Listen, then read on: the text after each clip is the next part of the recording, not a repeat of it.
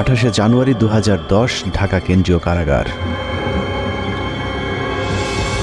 রাত 9:30 থেকে 11টা পর্যন্ত ঢাকা কেন্দ্রীয় কারাগারের আশপাশ ও কারাগারের অভ্যন্তরের সব বিদ্যুৎ একযোগে বন্ধ হয়ে যায়। বন্ধ হয়ে যায় বললে ভুল হবে, বন্ধ করে দেয়া হয়। 1.5 ঘন্টা ঢাকা কারাগারের মতো স্পর্শকাতর জায়গায় কেন বিদ্যুৎ বন্ধ করে রাখা হয়েছিল সেটা একটু পরে বলি। আগে বিদ্যুৎ আবার ফিরে আসার পর কারাগারের অবস্থা কেমন ছিল সেটা বর্ণনা করা যাক। ঢাকা কেন্দ্রীয় কারাগারে ওই দিন কয়েদিদের সবার ভেতরে এমনিতেই কিছুটা অস্থিরতা কাজ করছিল, কারণ তারা জানতো জেলখানায় সেদিন 5 জনের ফাঁসি কার্যকর হতে যাচ্ছে। আর যে 5 জনের ফাঁসি কার্যকর হতে যাচ্ছে তারা সকলেই ছিল অত্যন্ত বিনয়ী, কারাগারের সকলের প্রিয় মানুষ।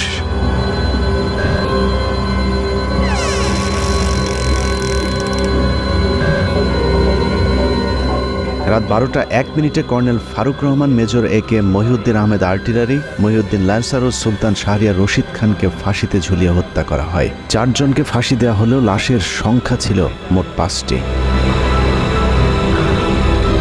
ফাঁসি কার্যকরের পরদিন যথারীতি 5টি লাশ পাঠানো হয় যার যার গ্রামের বাড়িতে, কিন্তু একটি লাশের ক্ষেত্রে বিশেষ নিরাপত্তা ব্যবস্থা রাখা হয়েছিল, আর সেটাই হলো চুয়াডাঙ্গার সূর্য সন্তান মেজর বজলুল হুদার। মেজর বজলুল হুদার বাড়ি চুয়াডাঙ্গার হাটবোয়ালিয়া গ্রামে সেদিন র্যাব পুলিশের উপস্থিতি দেখে মনে হয়েছে আইন শৃঙ্খলা বাহিনী বোধহয় চুয়াডাঙ্গাবাসীর বিরুদ্ধে যুদ্ধের প্রস্তুতি নিচ্ছে। যুদ্ধের এই আয়োজন ছিল মূলত মেজর বজলুল হুদার মরদেহ যেন কেউ দেখতে না পারে সেটা নিশ্চিত করা। লাশ কেন দেখতে দেয়া যাবে না সেটা জানতে আমরা হাটবোয়ালিয়া গ্রামের মানুষের বক্তব্য শুনতে চেয়েছিলাম। বজলু ভাইয়ের নাশ আসার সময় আমি আমার পটে যাবো, এর মধ্যে পুলিশি টল, শুধু টল পুলিশি দ্বারায় যারা মোটিতে এমন হয় আসা যায় না। তারপরে কিছুক্ষণ পরে শুনলাম ভাইয়ের নাশ আসছে ভোরের দিকে। প্রশাসনের লোক ছিল, ওনার লাশটা প্রথমে হাটবলে কেন্দ্রে হয়, প্রচুর লোক। এই তো অবস্থায় বাড়ির ভেতরে ঢুকতে দিয়েছিল না। আমার জানাজা লাশটা ধোয়ানোর কথা, কিন্তু পুলিশের বাধার কারণে আমি লাশটা ধোয়াতে পারিনি। লাশ আসার পরে তার প্রশাসনের লোক যারা আসছিল লাশ নিয়ে, তারা যেখানে টাইম দিয়েছে তাকে দাফন করতে হবে। সে দেশের মানুষের জন্যই মনে করেন সবসময় ছিল, দেশের মানুষের পাশে থাকতো সবসময়। চুয়াডাঙ্গার মানুষের কাছে মেজর বজলুল হুদা ছিলেন এক আদর্শের প্রতীক, যে কারণে আইন শৃঙ্খলা বাহিনীর ব্যাপক উপস্থিতি আর জোর জবরদস্তির পরেও প্রিয় মানুষটিকে শেষবারের মতো একটু দেখতে চাওয়া মানুষের ঢল ছিল চোখে পড়বার মতো। আইন শৃঙ্খলা বাহিনীর নির্দেশনা ছিল 5 মিনিটের মধ্যে মেজর বজলুল হুদাকে দাফন করতে হবে, কিন্তু জনরোষের মুখে আইন শৃঙ্খলা বাহিনী পিছু হাঁটতে বাধ্য হয়। প্রিয় মুখটাকে গোসল না দিয়ে কিছুতেই চুয়াডাঙ্গার মানুষ তার দাফন করাতে চাননি। বাধ্য হয়ে প্রশাসন তাদেরকে আধা ঘন্টা সময় বেঁধে দিয়েছিল দাফন করবার জন্যে। 4টা-5টার দিকে আসলো, লোকজন নাই একেবারে, মানে সম্পূর্ণ একেবারে হলো কোনো মানুষজন ঢুকতে দিচ্ছে না। র্যাবের এক কর্মকর্তা আমাকে জিজ্ঞেস করলো কেমন উনি লোক ছিল। তা আমি তখন বললাম যে সে কেমন মানুষ ছিল এটা আপনারা কিছুক্ষণ পরে দেখতে পারবেন। তো বলি যে এত ভালো মানুষ, তাহলে এরকম একটা কাজ করলো কেন? তা বলছে যে কাজ করলে এই কারণে, সে তো নিজের জন্য করে না, সে তো দেশের জন্য করেছে। যারা 15ই আগস্টে ছিল তারা সবই মুক্তিযোদ্ধা, কেউ কোনো পাকিস্তানি ফেরত আর্মি না, সব মুক্তিযোদ্ধা। তারপরে লাশ আসলো, এত পরিমাণ লোক সরকারের নিয়ন্ত্রণে, সে লাশ এই এলাকার জনসাধারণ ছিনিয়ে নিল, এবং এত পরিমাণ লোক হয়েছে যেটা নজিরবিহীন একটা ঘটনা। পুলিশের আন্ডারে থাকবে না, আমরা আমাদের লাশ আমরা হলো আমাদের আন্ডারে হবে, দাফন হবে। পুলিশের আন্ডারে রাখতে চেয়েছিল কিনা? পুলিশের আন্ডারে তো না, সেগুলো পুলিশের আন্ডারে তো স্বাভাবিক নিয়ম, সেভাবে আমরা হলো সরকারি কাজ আমরা দাফন করি। তো আমরা বললাম যে না, দাফন ওইভাবে না, আমাদের পারিবারিকভাবে বা এলাকার মানুষের হলো দাফন হবে তার ভিতরে। অতএব তারা তখন হলো দিতে বাধ্য হয়েছে। হাজার হাজার মানুষ চলে এসেছে মেজর বজলুল হুদাকে এক নজর দেখার জন্যে। হাটবোয়ালিয়া বাজারে এত মানুষ এর আগে হয়তো কখনো কেউ দেখেনি। গোসলের অনুমতি দিচ্ছিল না। এই সময় আলমডাঙ্গা থানার যিনি ওসি ছিলেন, উনি খুবই খারাপ আচরণ করছিলেন। আমাদের তারা হুমকি দিচ্ছে, হ্যাঁ ট্যান রেয়া পুলিশ আইসে আমাদের বলছে না, লাশ তাড়াতাড়ি মাঠে। আর প্রশাসন খুব তাড়াতাড়ি করে চাপ দেয়, ধোয়া টোয়া এগুলা বাদ দিয়ে, গোসল টোসল বাদ দিয়ে দাফন করতে হবে এমন পুলিশের নির্দেশ ছিল, এবং সাথে ঢাকার থেকে টিমও আসছিল। ওই সময় প্রশাসনের ভূমিকা কেমন? প্রশাসন প্রথমে মার মুখে অবস্থায় ছিল, যখন সাধারণ মানুষ পাবলিক বলল যে ঠিক আছে আমরা লাশ না দেখে আমরা দাফন করব না, তখন লক্ষ লক্ষ মানে সাধারণ মানুষ চারিদিক থেকে আসার পরে তাদের চাপের কারণে তখন লাশ আমাদের কাছে দিতে বাধ্য হয়েছে। এই সময়ের মধ্যে অসংখ্য মানুষ মেজর বজলুল হুদাকে শেষবারের মতো একটু দেখতে ছুটে যান তার গ্রামের বাড়ি হাটবোয়ালিয়াতে। 3 জেলার জনগণের কারণে প্রশাসনের লোক এখানে পিছিয়ে হাঁটি যায়, তারা এখান থেকে সরে যাওয়ার পর এখানে জনগণের ইচ্ছা মতো তাদের দেখানো হয়েছে। মাটি দেওয়ার চাইছিল, তাই এখান থেকে লেট করানো হলো যে একটু পরে লাশটা মাটি দেওয়া হোক। এই হিসাবে একটু দেরি করে লাশ দেখার পরিপ্রেক্ষিতে আমরা দেখছিলাম। এতটুকু পর্যন্ত ঠিকই ছিল, কিন্তু মেজর বজলুল হুদাকে গোসল করাতে গিয়ে চুয়াডাঙ্গার মানুষ সাক্ষী হয়েছিল নৃশংসতম এক ঘটনার। কাফনের কাপড় সরাতেই দেখা যায় মেজর বজলুল হুদাকে আসলে ফাঁসি দেওয়া হয়নি, তাকে জবাই করে হত্যা করা হয়েছে। মুক্তিযুদ্ধের জেনারেল ওসমানীর পিএস সাবেক সংসদ সদস্য আপনাদের প্রিয় সন্তান প্রশাসনমূলক বিচারের মধ্য দিয়ে হত্যা করা হয়েছে। আমরা এ হত্যার বিচার চাই। ইনশাল্লাহ বাংলার মাটিতে তাকে হত্যার বিচার একদিন হবে। সে ফেরেশতা তুল্য, সে কোনো অপরাধ ব্যবসাতে করেনি, মানুষের উপকার করেছে। গলার কাপড় খুলে দেখেছে এখান থেকে এত দূর, মানে 2 ইঞ্চি না, একদম পুরো মানে ছুরি চালালে যেভাবে হয়, কসাইরা যেভাবে ছুরি চালালে যেভাবে কাটে ওইভাবে কাটা, সুতা 3-4 পর্ব করে সেটা দিয়ে সেলাই করা, হাতে পায়ে কোথাও কোনো আঘাতের চিহ্ন নাই। এটা জবাই করা, এটা তার ফাঁসি নাই, কোনো রক গাটা নাই, কিছু নাই। গলায় ছিল একটা টেপটা সরিয়ে দেখলাম হাতটা ঢুকিয়ে গেল, পট সুতো দিয়ে কালো সুতো দেয় তার সেলাই করা, অনেক দূরে রক্ত টপ টপ টপে পড়তেই আসে। গলা কাটা ছিল, এটা আমরা দেখেছি। ফাঁসি হলে গলায় হালকা দাগ থাকে, গলা তো কাটা থাকে না, গলা সেলাই থাকে না। কবরস্থানে যখন মাটি দিছে তখনও কাফনের রক্তে ভিজে গেছে। ফাঁসি দেওয়ার নামে তাকে জবাই করা হয়েছে। লাশটা কি আপনি দেখছিলেন? জি জি, আমি লাশটা দেখেছি, দেখছিলেন? চোখে দেখেছি লাশ। ওনার গলাটা কাটা ছিল এবং সেইখান থেকে অনবরত রক্তক্ষরণ হচ্ছিল। তা লাশটা কেমন দেখছিলেন বলেন? লাশটা দেখছি যে এলো তো লাশ জেল কোড অনুযায়ী সেরকম তো হলো জবাই করা হয় না, কিন্তু পুরাপুরি জবাই করেছে সে হলো একটা হত্যাকাণ্ড। পুরা রক্ত বাড়াচ্ছে। কেমন ছিল এটা একটু? একেবারে সম্পূর্ণ গলা কেটে রক্ত বাড়াচ্ছে, তখন পর্যন্ত যখন আসে তখন পর্যন্ত রক্ত বাড়াচ্ছে। গলা কাটার পরে ওখানে সেলাই টেলাই দেওয়া এরকম কিছু দাগ? না সেলাই কাটিয়েছে, কাটার পরে তারপরে হলো সেলাই দিচ্ছে। কফিন খোলার পরে আমরা তখন দেখি যে তার মুখ এবং সব কিছু রক্তে ভেজা। ফাঁসি দেওয়া লাশ তো মানে রক্ত থাকার কথা না। তারপর যখন গোসল করানোর জন্য নেওয়া হয়, দেখি যে গলার এখান থেকে এ পর্যন্ত কাটা এবং মোটা সুতা দিয়ে সেলাই করা। ধোয়ানোর পরও যখন খাটিয়ে করে লাশ নিচ্ছি তখনও রক্ত কিন্তু তাজা রক্ত টপ টপ পড়ছে। ভিডিওর সময় কি দেখেছিলেন একটু বলেন তো? ভিডিও করার সময় দেখছিলাম এই সাইডে একটা বড় আকারে একটা দাগ দেখছিলাম।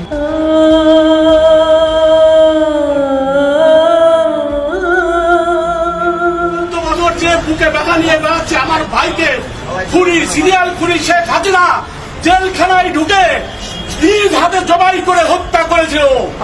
আমরা মনে করি যে এটা ফাঁসি দেওয়া হয়নি, শেখ হাসিনা হিংসাত্মকমূলকভাবে এবং প্রতিশোধমূলকভাবে সে জেল গেটে যে নিজে হাতে জবাই করেছে। এই হত্যাকাণ্ডের আমরা তীব্র নিন্দা জানাচ্ছি এবং এর বিচারের জন্য ব্যবস্থা করা। বাংলার বীর সন্তান মেজর বজলুল হুদাকে কে কারা কিভাবে জবাই করেছিল সেটা জানতে হলে আবারও 18 তারিখ রাত 9:30 থেকে 11টা পর্যন্ত 1.5 ঘন্টার সেই সময়টাতে ফিরে যেতে হবে, যে সময়টুকুতে ঢাকা কেন্দ্রীয় কারাগার ও তার আশপাশের বিদ্যুৎ বন্ধ করে রাখা হয়েছিল।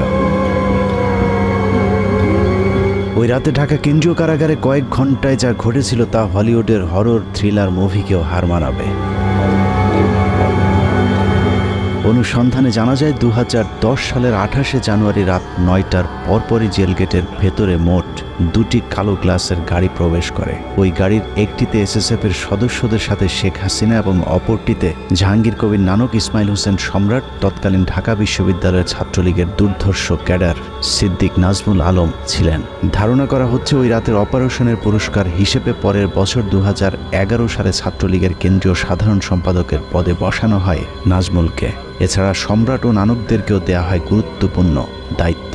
এর বাইরে ওই গাড়িতে ভয়ঙ্কর কুৎসিত দেখতে বড় গোফওয়ালা একজন মানুষ ছিল, যার নাম পরিচয় আমাদেরকে কেউ নিশ্চিত করে বলতে পারেনি। ডিএমপি কমিশনার একেএম শহীদুল হক সাহেব ছিলেন, স্বরাষ্ট্র সচিব যে আব্দুল সামান সাহেব ছিলেন, কারা মহাপরিদর্শক যে ব্রিগেডিয়ার জেনারেল আশরাফুল ইসলাম খান উনিও ছিলেন, আর সম্ভবত ঢাকার ডিসি ছিলেন উনি জিল্লুর রহমান, ঢাকা জেলার ম্যাজিস্ট্রেট অমিতাভ সরকার উনিও ছিলেন ওইখানে। আরো বেশ কিছু লোকজন ছিল। গোয়েন্দা সংস্থার সাবেক এই কর্মকর্তা জানান ওই রাতে মোট 2টি ফাঁসির মঞ্চ তৈরি করা হয়েছিল। এই 2টি ফাঁসির মঞ্চে দুজন দুজন করে মোট 4 জনকে ফাঁসি দেওয়া হয়। দূর থেকে কোন 4 জনকে ফাঁসি দেওয়া হয়েছিল সেটা বোঝা না গেলেও 5ম জনকে ফাঁসি দেয়া তো দূরের কথা, মঞ্চেই তোলা হয়নি। কিন্তু লাশ বের করবার সময় জেলখানা থেকে মোট 5টি লাশবাহী গাড়ি বের হয়েছিল। ফাঁসি থাকে সাধারণত সেই দিন, তো এটা নর্মাল প্রসিজিওর। জেলখানায় নিরাপত্তাটা বেশ স্ট্রং থাকে। সেই দিনও যেটা আমাদের বেশ আলোচিত হয় জেলখানায়, ওই ফাঁসির মঞ্চের কাছে যে 4টা লাশ গাড়িতে উঠানো হয়, কিন্তু আরেকটা লাশ ঠিক প্রশাসনিক ভবনের ওখান থেকে নিয়ে গাড়িতে উঠানো হয়। এই ব্যাপারটা একটু অস্বাভাবিক। একই জায়গায় ছিল না। না, এটা তো আসলে 4টা যেটা লাশ প্রথমে উঠানো হলো, এটা তো ফাঁসির মঞ্চের কাছাকাছি, যেটা ন্যাচারাল। ওখানে ফাঁসির পরে ওখান থেকে লাশটা গাড়িতে উঠানো হয়, কিন্তু আরেকটা লাশ যেটা প্রশাসনিক ভবন থেকে বের করা হয়, এটাই হলো, এটার একটা ডিস্টেন্সের ব্যাপার আছে যে এখান থেকে কেন লাশ আসবে এবং কেনই বা এটা গাড়িতে উঠানো হবে, এটাই হলো প্রশ্ন। এই ব্যাপারটা নিয়ে পরের দিন বেশ আলাপ আলোচনা হয় জেলখানার ভিতরেও। ব্যাপারটা একটু অস্বাভাবিক। রাতে শেখ হাসিনার সাথে জেলখানার ভেতরে প্রবেশ করা খুনিরা সোজা চলে যায় প্রশাসনিক ভবনে, আর শেখ হাসিনা পুলিশ, র্যাব এবং স্বরাষ্ট্র মন্ত্রণালয়ের কর্মকর্তাদের সাথে দাঁড়িয়ে থেকে 4 জনের ফাঁসি নিজে প্রত্যক্ষ করেন। ধারণা করা হয় আসলেই তাদেরকে ফাঁসি দেওয়া হচ্ছে কিনা সেটা নিশ্চিত করতেই শেখ হাসিনা সেখানে উপস্থিত ছিলেন। ফাঁসি কার্যকর হবার পরপর শেখ হাসিনাও চলে যান প্রশাসনিক ভবনের ভেতরে। সেখান থেকে রাত 1টার কিছু আগে শেখ হাসিনা ও তার সাথে থাকা খুনিরা সেই একই পাজেরো গাড়িতে করে জেলখানা থেকে বের হন। কারাগারের অন্য আরেকটি সূত্র বজলুল হুদার পরিবারকে জানিয়েছিলেন, সেই রাতে বজলুল হুদাকে কারাগারের প্রশাসনিক ভবনের একটি কক্ষে জবাই করা হয়েছিল, যেখানে শেখ হাসিনা নিজে উপস্থিত ছিলেন এবং বজলুল হুদাকে জবাইয়ের আগে তার বুকের উপর পা চাপা দিয়ে রেখেছিলেন শেখ হাসিনা নিজে। সে রাতে শেখ হাসিনা সহ তার সাথে থাকা সব খুনির গায়ে রক্ত লেগেছিল, কিন্তু সম্রাটের গায়ে সাদা টি শার্ট থাকায় সেটা অনেকের চোখেই পড়েছিল। ওই পরের দিন একটা বিষয় খুব আমাদের দু একজনের নজরে আসে যে প্রধানমন্ত্রী জাহাঙ্গীর কবির নানক, সম্রাট আর নাজমুল যখন প্রশাসনিক ভবন থেকে বাইরে আসে, তখন এই সম্রাটের গায়ে রক্তের দাগ ছিল। দু একজন এটা দেখতে পায়। এখন ব্যাপারটা হয়েছে যে এই ধরনের জিনিসগুলো তো আমরা গ্যারান্টি দিয়ে বলতে পারছি না, কিন্তু তখন ওই সময় যে সমস্ত লোকজন উপস্থিত ছিল, যে এখন তারা সবাই এখন বাংলাদেশে বেশিরভাগই আছেন, পুলিশের প্রশাসনের মধ্যেও আছেন, এই সমস্ত অফিসার বা লোকজন যারা উইটনেস ছিল, যারা সাক্ষী ছিল, তাদেরকে এখন ধরলেই এই জিনিসটা মোটামুটি তদন্তের আওতায় আনা যায়। এবং তাদের পরিবার যেটা অভিযোগ করে যে তাকে জবাই করে মারা হয়েছে, এবং এই যে অস্বাভাবিক অ্যাক্টিভিটিস গুলো যেগুলো জেলখানার মধ্যে দেখা গেছিল ফাঁসির সময়, ফাঁসির পরবর্তীতে, এটা পরিষ্কার তদন্তের মাধ্যমে বের করাটা খুবই সহজ। ঘটনার বর্ণনা শুনে অনেকের কাছেই হয়তো অসম্ভব, অবিশ্বাস্য এক গল্পের মতো মনে হচ্ছে। তবে আপনি যদি শেখ হাসিনার ব্যক্তিগত সহকারী মতিউর রহমান রেন্টুর আমার ফাঁসি চাই বইটি পড়ে থাকেন, তাহলে আপনার কাছে শেখ হাসিনার চরিত্রের সাথে আজকের ঘটনাটি হুবহু মিলে যাবে। মতিউর রহমান রেন্টুর তথ্য অনুযায়ী শেখ হাসিনা যেদিন মৃত্যুর খবর শুনতেন, সেদিন স্বাভাবিক দিনের চেয়ে অনেক বেশি খেতেন। এই ঘর থেকে ওই ঘরে দৌড়ে পৈশাচিক এক উল্লাস করতেন তিনি। জাহানারা ইমাম যেদিন মারা যায়, সেদিন শেখ হাসিনা বিছানার উপরে উঠে 2 হাত দিয়ে কাপড়ের 2 মাথা ধরে নাচছিলেন, কারণ তিনি জাহানারা ইমামকে তার প্রতিদ্বন্দ্বী মনে করতেন।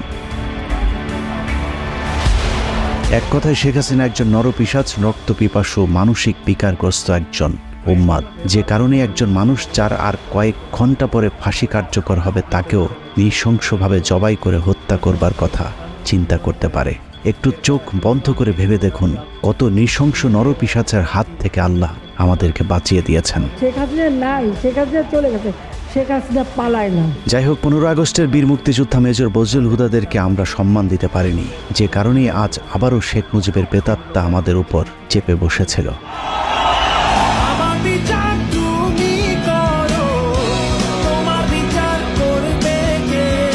বাংলাদেশের মানুষ 2024 সালে শিক্ষার্থীদের হাত ধরে যেভাবে দুর্বিষহ এক দুঃশাসনের কবল থেকে বেঁচে উঠেছে, ঠিক একইভাবে 1975 সালে major Dalim colonel, Rashid colonel, ফারুকার মেজর বজলুল হুদারা এক অত্যাচারী মাদকাসক্ত বাকশালীর হাত থেকে 7 কোটি বাঙালিকে স্বাধীনতা এনে দিয়েছিল। শেখ হাসিনার দুঃশাসন আমরা চোখে দেখেছি, কিন্তু শেখ মুজিবেরটা আমাদের থেকে আড়াল করে রাখা হয়েছে বলেই আমাদেরকে এখনও তাকে বিতর্কের ঊর্ধ্বে রাখার কথা শুনতে হয়। কিন্তু বাস্তবে শেখ মুজিব তার পরিবার আর দলের লোকজন ছাড়া অন্য সবাইকে তার কৃতদাসে পরিণত করেছিল। শেখ মুজিবের সময় কতটা অরাজক পরিস্থিতি ছিল তা মেজর বজলুল হুদার উইকিপিডিয়ার কয়েকটি লাইন পড়লেই পরিষ্কার হয়ে যাবে।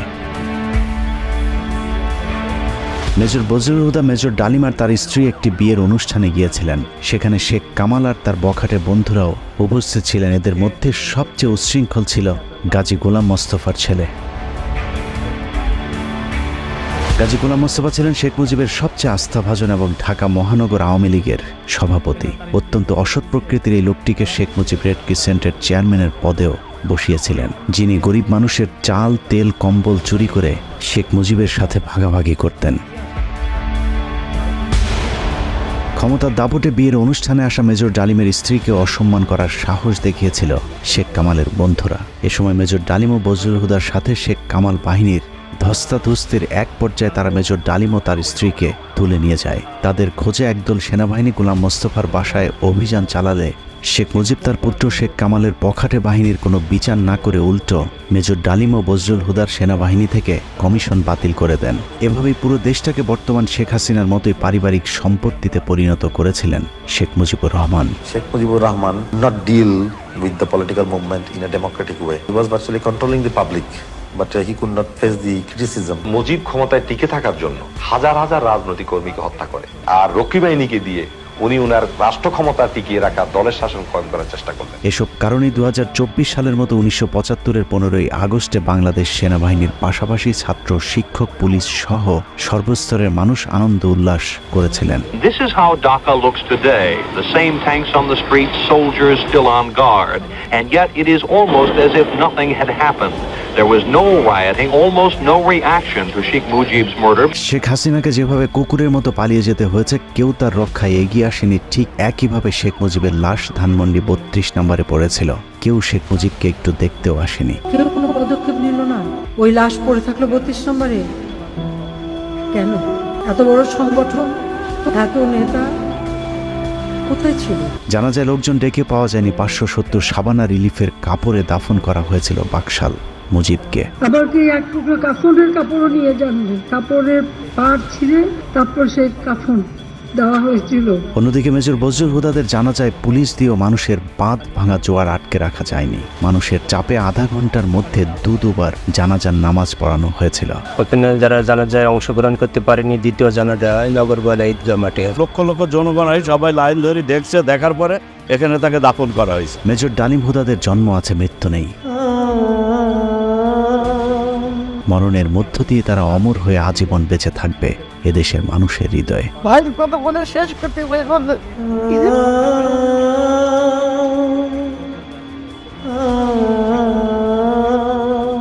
যতবার মুজিব হাসিনাদের মতো নরপশুরা এদেশের মানুষকে শোষণ করতে চাইবে, ততবারই বজলুল হুদারা ফিরে আসবে আবু সাইদ কিংবা মুগ্ধ হয়ে। আমরা তোমাদের ভুলব না।